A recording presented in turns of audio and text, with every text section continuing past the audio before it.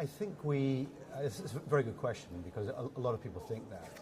But actually, when we look to a lower carbon future, we're actually very excited by it because when you look at it in a little bit more detail, you'll understand that in a resource-restrained world, we actually need more and more of these very high-performance materials. And that's partly why we're here. And today I'm here representing ICCA, which is the Global Chemical Industry Association.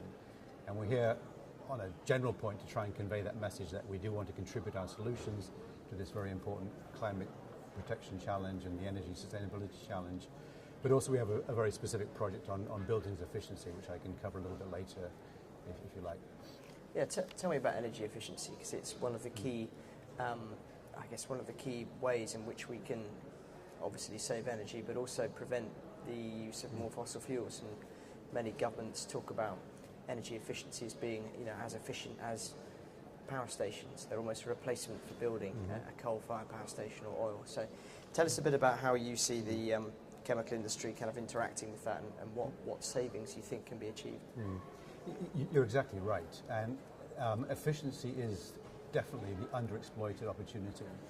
This is COP18.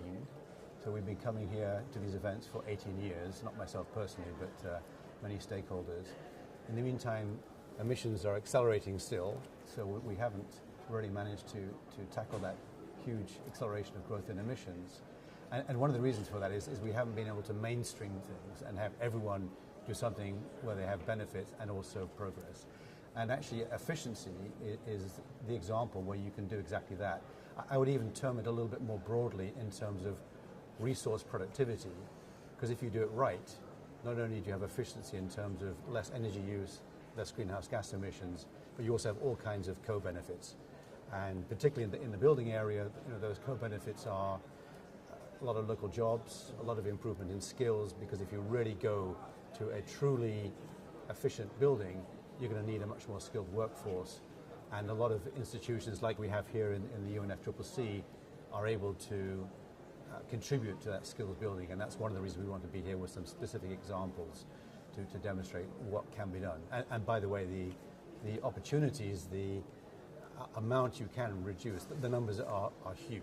They really are massive. Would we have companies, do you feel, investing in energy efficiency projects were it not for government setting targets for the amount of carbon that certain industries can use, or how efficient new buildings should be? Do you think there's enough, bottom-up desire to see that? I think certainly when you look at the consumer level and buildings, often energy efficiency is not at the top of their agenda. So you do need codes and enforceable codes. And I think that is one of our key messages here. To make progress with this huge challenge we have, it's going to need very, very close cooperation between governments and business. Now, when you go to governments and ask them for help, people normally think, oh, they're coming to us for money. Well, this is one of the few cases where actually we're not asking for money in terms of government help. We're asking for enforcement of codes, for an understanding of what can be done in terms of enforcement, for governments to lead by examples. And interestingly enough, here in the Gulf region, it is the region in the world which has the highest number of top certified green buildings amongst the government buildings. I'm not talking about private buildings in this case. So there are some very positive examples right here, which I think people should perhaps take a greater note of. So do you think that the chemical industry, which I guess clearly the ICCA represents, does it welcome new regulations when it comes to energy efficiency and also the sort of carbon emissions? Yes, we do. I think legislation has a very important role to play, but it's not the only solution. Just like we need all technologies, we need all policy instruments. So it makes a lot of sense to have legislation when the market's not working. If you get to a situation where the market is working very well, then don't add all kinds of additional legislation and make the market work less effectively. Now, I fully understand there are many market failures here, but in many cases, and that would be the case of large companies competing in the energy-intensive production area, the market actually works very efficiently. And just to give you an example, if you look at the European chemical industry, I work for a US company, but I'm based in Europe. The chemical industry in Europe has increased by about 70% during the last 20 years. At the same time, it's halved its global greenhouse gas emissions.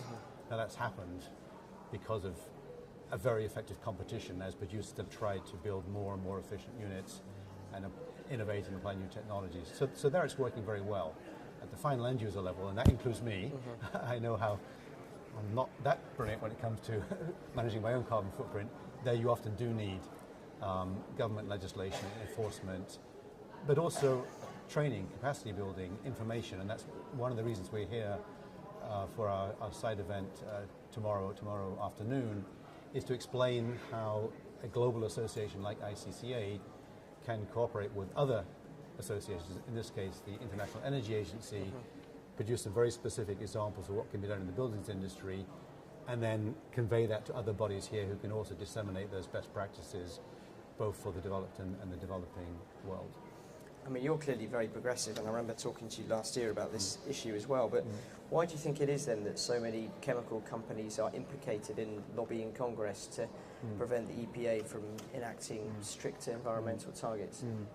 I think part of that is we as a company, and now I'm speaking as a company, much prefer market approaches, and we sometimes see regulatory approaches which are far, far more expensive. So that's a little bit of a frustration. I mean, we were part of a large group of companies advocating for a cap and trade system in the US several years ago. That didn't work, but we still feel it makes sense to push longer term for some kind of global solution that takes account of carbon costs. And that's also what we say as a global chemical industry. Sometimes politics gets in the way, unfortunately, and we know there's not too much we can do about it at the moment, but that should not then result in less efficient regulatory approaches being used. So it's a very difficult situation, and that's one of the reasons we get back to the areas of efficiency. This is an area where we can all do something now, where governments can lead by example. And it fits in very nicely with the slogan they have here, count me in. We all live in buildings, we can all contribute. The technology is there, it's ready now. The study we did illustrated that between now and 2050, I realize it's a long time, but between now and 2050, in the markets we looked at, which is the US, Europe, and Japan, there's a cumulative saving of something like 30 billion tons if you do two things, apply best practices to existing and renovating buildings, but also decarbonize the electricity that goes into those buildings. Now, it's a very ambitious thing to do, but it shows the scale of the savings when you bear in mind total EU emissions are something like 4 billion tons, the US 6 billion tons, so 30 billion tons cumulative, and not every year, is the kind of target. We should really be putting our priority there, is what we're saying, because we can do that now.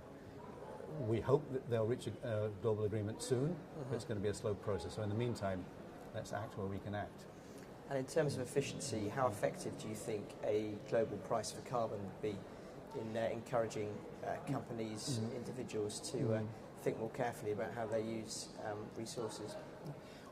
We see, should we say, a global carbon cost, because you can apply carbon pricing or carbon burdens or even carbon benefits, incentives in many different ways.